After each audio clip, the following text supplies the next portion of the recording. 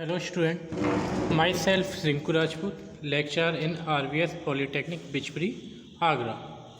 Environmental study की continuous classes series में आप सभी का स्वागत है। आज इस लेक्चर में हम एक नया चैप्टर स्टार्ट करने जा रहे हैं जिसका नाम है effect of energy on environment. यानी जो आपकी एनर्जी है, एनर्जी का यूज हम लोग करते हैं, आप सभी जानते हो, ठीक है। इलेक्ट्रिसिटी प्रोड्यूस करने के लिए, खाना पकाने के लिए, अपने वाहनों को चलाने के लिए हम क्या करते हैं, एनर्जी का यूज करते हैं। अब उस एनर्जी के द्वारा आपके वातावरण पे क्या क्या प्रभाव पड़ते हैं उसके बारे में हमें स्टडी करनी है, ठीक है। बेसिकली जो आपके प्रभाव पड़ते हैं वो मेनली 4 टाइप के आते हैं, ठीक है। जिसमें फर्स्ट वन है आपका ग्लोबल वार्मिंग, सेकेंड वन है आपका green house effect, third one है आपका एसिड रेन और फोर्थ वन है आपका ओजोन लेयर डिप्लेशन, ठीक है। ये 4 टॉपिक हमें इस चैप्टर के अंतर्गत पढ़ने हैं, ठीक है। और आपका जो स्टार्ट हो रहा है अब सुनिए, ठीक है। पहला टॉपिक है आज का ग्लोबल वार्मिंग। ग्लोबल वार्मिंग क्या रहती है? वायुमंडल में ग्रीन हाउस गैसें CH4 ग्रीन हाउस गैसें कौन सी रहती हैं? CH4, CO2, CO और CFCC। यहाँ से आपका MCQ क्वेश्चन बनने के चांसेस सबसे ज़्यादा है। क्वेश्चन होगा निम्न में से कौन सी ग्रीन हाउस गैस है और कौन सी गैस नहीं है। तो आपको इन 4 मेनली ये आपकी 4 गैस होती हैं, इनके नाम आपको याद रखने हैं। इसके साथ एक और गैस रहती है जिसे हम बोलते हैं जल वाष्प। क्या? जल वाष्प भी आपकी कैसी गैस है? Green house gas.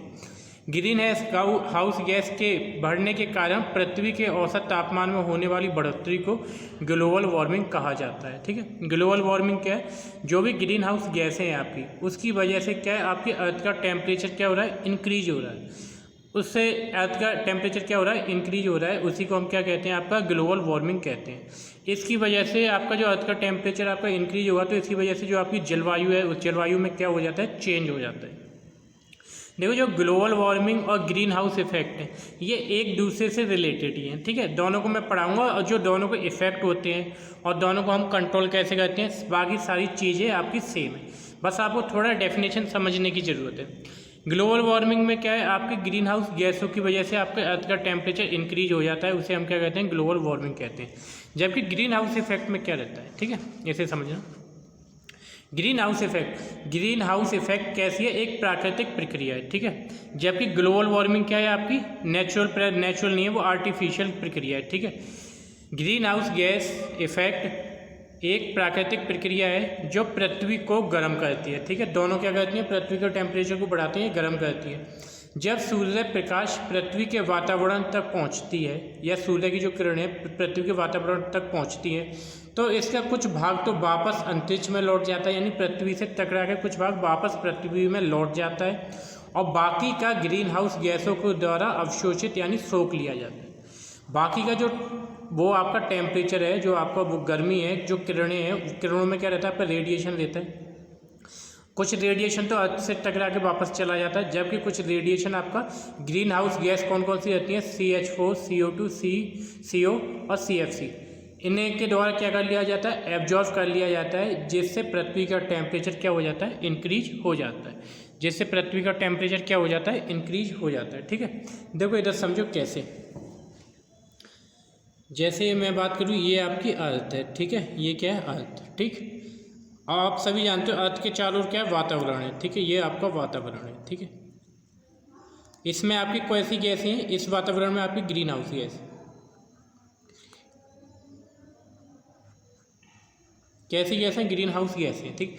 तो ग्रीन हाउस गैस क्या है? पृथ्वी के ऊपर के एरिया में यहाँ पे है, ठीक है। अब क्या है? ये सूर्य से आपका रेडिएशन आया, ठीक है। रेडिएशन आया, ये अर्थ में प्रवेश करा, यहाँ पे गया। अब आपका रेडिएशन 100% आ रहा है, ठीक है, 100 आ रहा है। अब वो अर्थ पे आया। अर्थ क्या है? आपके ध्यान तो चालक है, तो अर्थ से कुछ रेडिएशन टकरा के वापस चला जाता है, ठीक है। कुछ रेडिएशन तो टकरा के जैसे आपका 60 to 70% आपका वापस चला जाता है और बाकी का जो 30% होता है रेडिएशन, जो उसमें गैस के मॉलिक्यूल्स होते हैं, ग्रीन हाउस गैस के मॉलिक्यूल्स होते हैं, उनके द्वारा क्या कर लिया जाता है? अवशोषित कर लिया जाता है, जिसकी वजह से आपका क्या रहता है? आपका पृथ्वी का टेम्परेचर बढ़ जाता है, ठीक है। एक तो ये हो गया। अब दूसरा कैसे होगा? दूसरा समझो। जैसे ग्रीन हाउस इफेक्ट में क्या रहता है? आप सभी जानते हो जितनी भी आपकी सिटी रहती है पूरी आपकी कंक्रीट से बनी हुई रहती है, ठीक है। तो सूर्य से आपका रेडिएशन आता है हीट की फॉर्म में। तो जैसे वो अर्थ से टकराएगा यानी ग्रहों से टकराएगा, कुछ हिस्सा तो परावर्तित हो जाएगा, वापस चला आएगा। जबकि कुछ हिस्सा क्या रहता है, कुछ हिस्सा जो बिल्डिंगें रहती हैं आपकी, कंक्रीट की बिल्डिंग, आपकी रोड, आपकी ज़मीन खत्म कर दी, पेड़ काट दी है, तो उन सिटियों के द्वारा जो आपकी पक्की सिटी रहती हैं उनके द्वारा एब्जॉर्व कर लिया जाता है, जिससे कि वहाँ का जो आसपास का वातावरण का टेम्परेचर है वो क्या हो जाता है, इंक्रीज हो जाता है। ठीक है, इसी को हम बोलते हैं आपका ग्रीन हाउस इफेक्ट। ठीक है, ग्लोबल वार्मिंग में क्या है, ग्लोबल वार्मिंग के लिए आपका कौन रेस्पॉन्सिबल है, ग्रीन हाउस गैसें भी, और आपका ग्रीन हाउस इफेक्ट के लिए भी कौन रेस्पॉन्सिबल है, आपके ग्रीन हाउस गैसें। बस चेंज क्या है दोनों में, ग्लोबल वार्मिंग जो है वो आपकी मानव के द्वारा होती है, यानी जो ग्रीन हाउस गैस का उत्सर्जन होता है वो किसके द्वारा होता है, मानव के द्वारा। और जबकि जो ग्रीन हाउस इफेक्ट होता है वो कैसी प्रक्रिया है, वो है आपकी प्राकृतिक प्रक्रिया। ठीक है, दोनों में मेनली क्या है, जो आपकी ग्रीन हाउस गैसें हैं like CH4, CO2, CO, CFCC, CH4 यानी methane, CO2 carbon dioxide, CO आपकी कार्बन मोनोऑक्साइड, CFC क्लोरोफ्लोरोकार्बन, और एक है आपकी जल वाष्प गैस। इन गैसों के द्वारा पृथ्वी का जो टेम्परेचर इंक्रीज होता है उसी को हम ग्लोबल वार्मिंग और ग्रीन हाउस इफेक्ट कहते हैं। ठीक है, अब इनके इफ़ेक्ट क्या क्या है। ठीक है, यानी जो आपका ग्लोबल वार्मिंग है और ग्लोबल वार्मिंग से इफ़ेक्ट क्या क्या होते हैं। ठीक है, ग्लोबल वार्मिंग हुआ या आपका ग्रीन हाउस इफेक्ट हुआ, उससे आपको क्या क्या इफेक्ट पड़ता है आप पे और आपकी पृथ्वी पे। नंबर 1 है तापमान में वृद्धि होती है। ठीक है, तापमान में वृद्धि होती है। ठीक है, क्योंकि जो आपके ग्रीन हाउस गैसें हैं वो रेडिएशन को एब्जॉर्ब कर लेते हैं, जिससे उनके आसपास का जो वातावरण है उसका टेम्परेचर बढ़ जाता है, जिससे कि आपके तापमान में वृद्धि हो जाती है। ठीक है, तापमान में वृद्धि हो जाएगी तो आपको गर्मी ज़्यादा लगेगी। ठीक है, नेक्स्ट क्वेश्चन है ध्रुवीय बर्फ़ का पिघलना। देखो जैसे पहले ग्रीन हाउस क्या करती है, टेम्परेचर को इंक्रीज करती है पृथ्वी को। अगर पृथ्वी का टेम्परेचर इंक्रीज होगा तो उससे जो आपकी पृथ्वी पे बर्फ़ जमी हुई है, अंटार्कटिका पे जो आपकी बर्फ़ जमी हुई है ग्लेशियर की फॉर्म में, वो क्या हो जाएगी, धीरे धीरे पिघलना स्टार्ट हो जाएगी। जैसे आपने सुना होगा अभी आपका अंटार्कटिका से एक दिल्ली से भी बड़ा एक बर्फ़ का खंड टूट गया है। वो किसी वजह से, क्योंकि वहाँ का टेम्परेचर क्या हो गया था, ज़्यादा हो गया था, जिससे वहाँ की बर्फ़ धीरे धीरे पिघलना स्टार्ट हो गई है। ठीक है, यानी जो अंटार्कटिका पे जो बर्फ़ होती है वो पिघल जाती है due to increase of temperature. Next question है समुद्र तल का बढ़ना, increase the level of ocean. ठीक है, क्योंकि अगर आपकी जो ग्लेशियर है, ग्लेशियर की बर्फ़ पिघलेगी तो वो पानी कहाँ पे जाएगा, वो समुद्र में जाएगा। ठीक है, वो पानी कहाँ पे जाएगा, वो आपका समुद्र में जाएगा। जैसे जैसे पृथ्वी का तापमान बढ़ेगा यानी टेम्परेचर इंक्रीज होगा तो वैसे वैसे बर्फ़ आपकी पिघलना तेज़ी से स्टार्ट हो जाएगी, और उसी के अकॉर्डिंग जितनी तेज़ आपकी बर्फ़ पिघलेगी उतनी तेज़ आपके जो सी लेवल है वो भी क्या होगा, इंक्रीज होगा। ठीक है, नेक्स्ट क्वेश्चन है आपका चेंज इन मौसम। ठीक है, मौसम में परिवर्तन, क्योंकि आप सभी जानते हैं तापमान में वृद्धि होगी। तापमान में जैसे ही वृद्धि होती है तो वो सबसे ज़्यादा इफेक्ट किस पे होता है, आपके मौसम पे।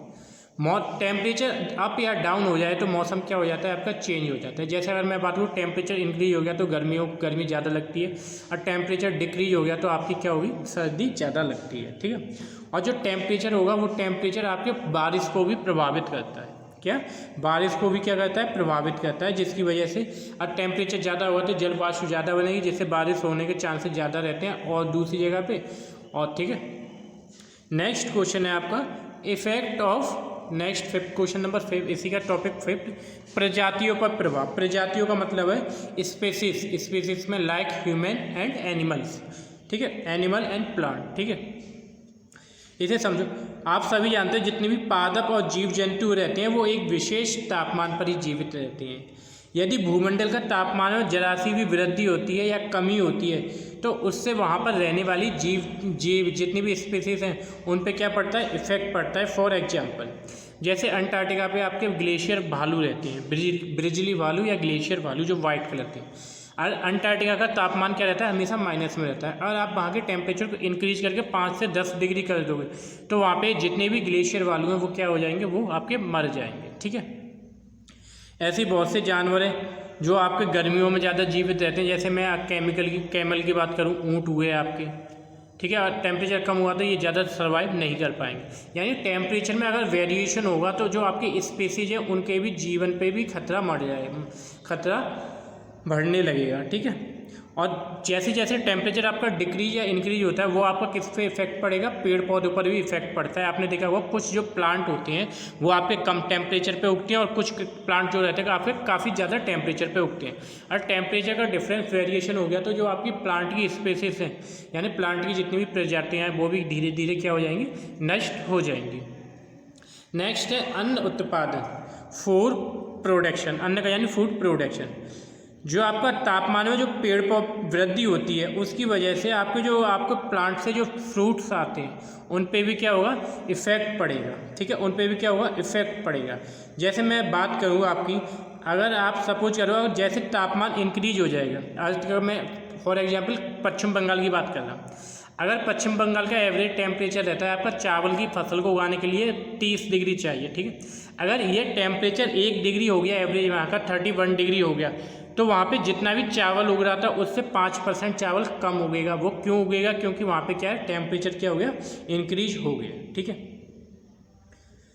अब ये हो गया आपका effect of global warming and green house effect, यानी इनके इफेक्ट आपके क्या क्या रहते हैं। ठीक है, नेक्स्ट टॉपिक है आपका यानी उपाय, जो आपकी ग्रीन हाउस गैस है, आपकी जो भी ग्लोबल वार्मिंग और ग्रीन हाउस इफेक्ट है उसे कंट्रोल कैसे किया जा सकता है, उसके उपाय क्या है। जिसमें नंबर 1 है आपका फॉसिल फ्यूल का कम उपयोग करना। आप सभी जानते हो जब हम फॉसिल फ्यूल को बर्न करते हैं तो उससे डिफरेंट गैसें निकलती हैं जिसकी वजह से आपका वातावरण दूषित होता है और ग्रीन हाउस गैसें निकलती हैं। जैसे मैं बात करूँ, अगर आप कोयले को जलाते हो तो आपकी वहाँ से कौन सी CO2 गैस निकलती है सबसे ज़्यादा। ठीक है, CO2 गैस हुई, हाइड्रोजन सल्फाइड गैस हुई, आपकी नाइट्रोजन गैस हुई, आपकी मीथेन गैस हुई। ये कहाँ से निकलती हैं, आपकी फॉसिल फ्यूल से का उपयोग से, फॉसिल फ्यूल के उपयोग से निकलती हैं। इसीलिए हमें फॉसिल फ्यूल का क्या करना चाहिए, कम से कम उपयोग करना चाहिए, जिससे कि आपकी कम से कम ग्रीन हाउस गैसें निकलें।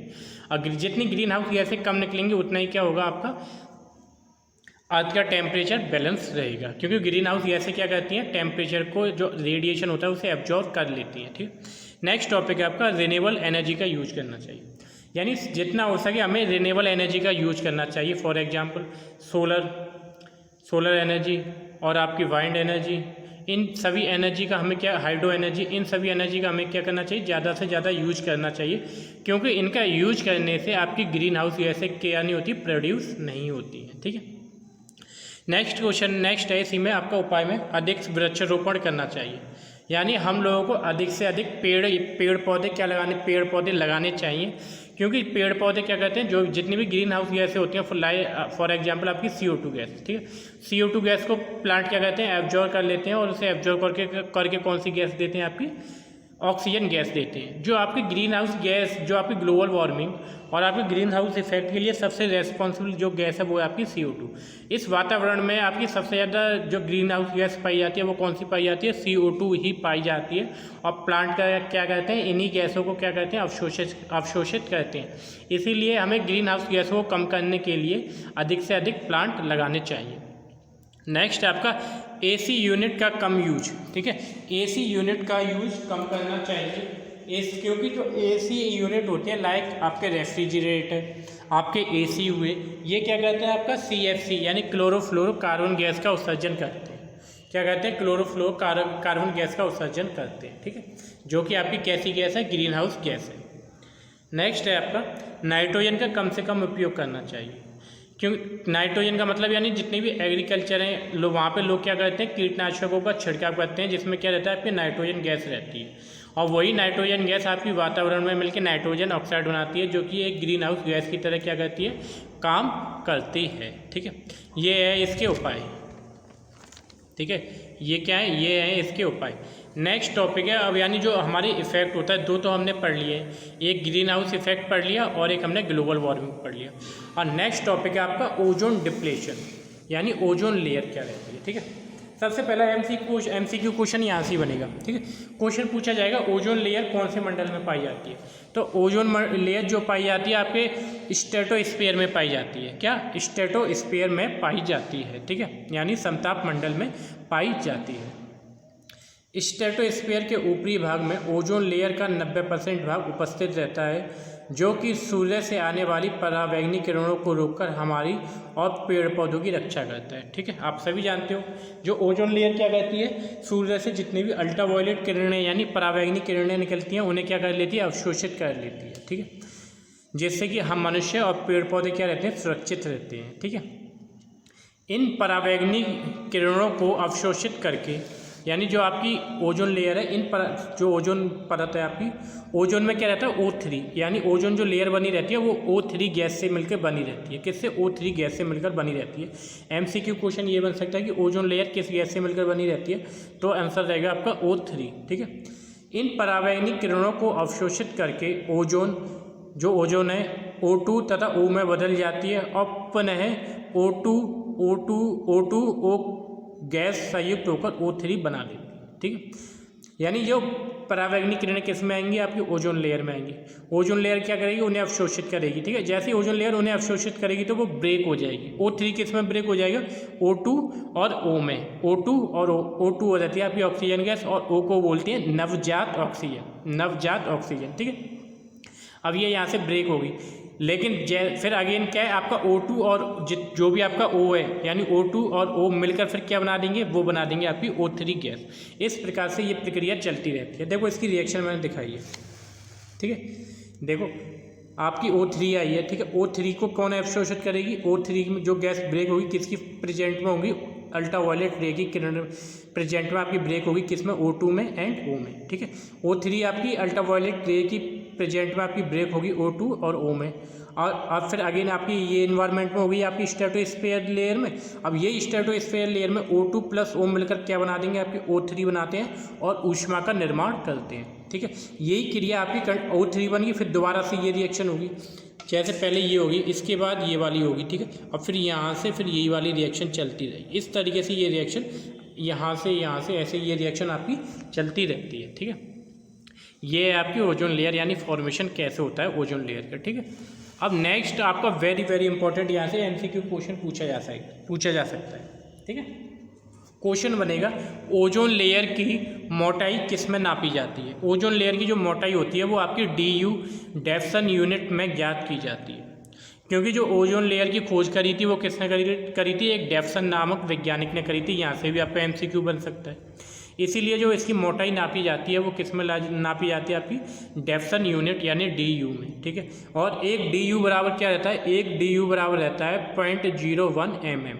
1 DU इजिकल टू 0.01 mm। ठीक है, ये है आपका unit of DU, unit of ozone layer की यूनिट क्या है आपकी, डेप्सन यूनिट। ठीक है, नेक्स्ट टॉपिक है आपका ओजोन लेयर का जो डिप्रेशन होता है। ठीक है, ओजोन लेयर का क्या डिप्रेशन कैसे होता है।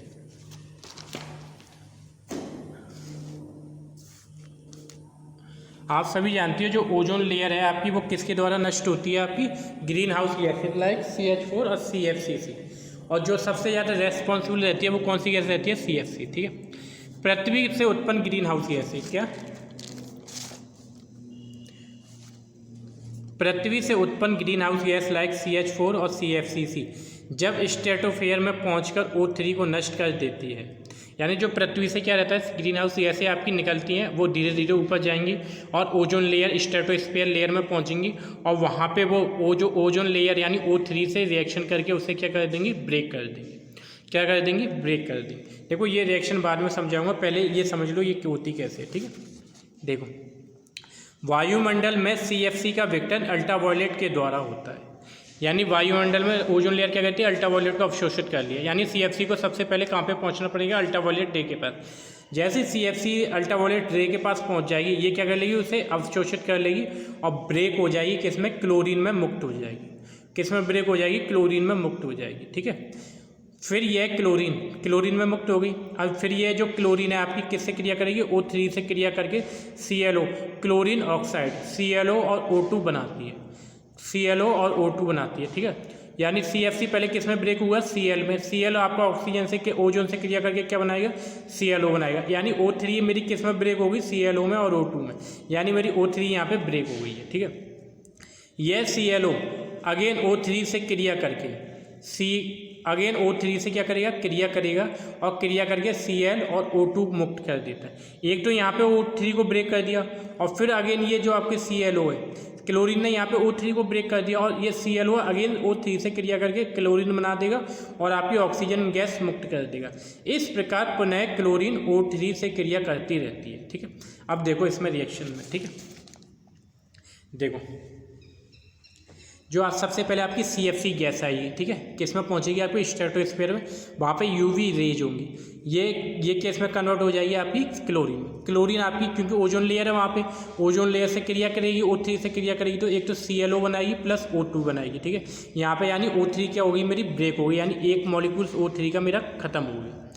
अब ClO है, ClO क्योंकि अभी तो उसी लेयर में, ClO अगेन किससे रिएक्शन करेगी, O3 से रिएक्शन करेगी और अगेन किस में परिवर्तित हो जाएगी, क्लोरीन में, और O2 को O2 में कन्वर्ट हो जाएगी। ठीक है, यानी एक मॉलिक्यूल्स यहाँ पे O3 का क्या हो गया, ब्रेक हो गया और दोबारा से ये क्या बन गया आपकी क्लोरीन। अब यही क्रिया दोबारा से आपकी यहाँ से स्टार्ट हो जाती है, अब यही क्रिया आपकी दोबारा से स्टार्ट रहती है, यानी एक मॉलिक्यूल आपके O3 के लाखों मॉलिक्यूल्स को ब्रेक कर देता है, क्योंकि इस HCl ये कब ख़त्म होगा, ये आपका लगभग 100 सालों तक यही रिएक्शन चलती रहेगी। जैसे आपके 100 साल हो जाएंगे, 100 साल के बाद जो आपका HCl है ये किस में कन्वर्ट हो जाता है, आपका HCl में, हाइड्रोक्लोरिक में। ठीक है, ये समझिए ना।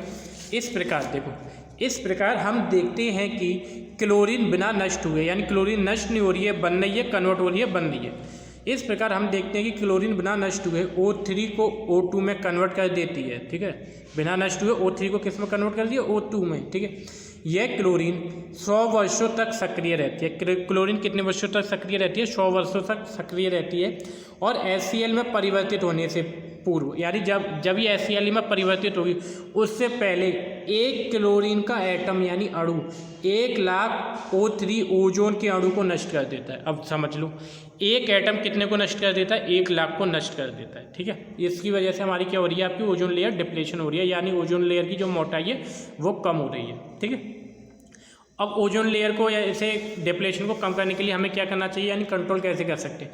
बस एक ही कंट्रोल है आपका, जो वातानुकूलन यंत्र यानी AC या रेफ्रिजरेटर उनका कम से कम यूज करना चाहिए, सेविंग फोम का कम से कम उपयोग करना चाहिए, परफ्यूम का कम से कम उपयोग करना चाहिए, अग्निशमन यंत्र का कम से कम उपयोग करना चाहिए, क्योंकि ये जितने भी इक्विपमेंट, ये सारी चीज़ें मैंने लिखाई हैं, ये किस गैस का उत्सर्जन करती हैं, ये करती हैं आपकी CFC यानी क्लोरोफ्लोरोकार्बन गैस का। अब इस टॉपिक में आपका एक टॉपिक और बचा है एसिड रेन। क्या, एसिड रेन। और मैंने आपका जो है आपका जल प्रदूषण है, जो आपका वायु प्रदूषण है, वहाँ पे आपका एक टॉपिक रह गया था ISO और यूरो स्टैंडर्ड। ठीक है, यूरो जो भी रहते हैं MCQ आ सकता है, नेक्स्ट लेक्चर में मैं आपको उसे बताऊँगा। ठीक है, और इसका एक चैप्टर है आपका एनवायरमेंटल रेगुलेशन एंड एक्ट, उसमें सिर्फ आपको कुछ नहीं पढ़ना है, बस आपको ये मालूम होना चाहिए कि कौन सा एक्ट कौन सी सन को निकाला गया है, सिर्फ बस मैं ये चीज़ पढ़ाऊँगा। ठीक है, अब जहाँ तक मेरा अंदाजा है आने वाली एक वीडियो में आपका ये सिलेबस कंप्लीट हो जाएगा और उसके बाद हम MCQ की क्लासेस चलाएंगे। तो आज के लिए इतना ही, धन्यवाद। और वीडियो अच्छी लगी हो तो लाइक करें और चैनल को सब्सक्राइब करें।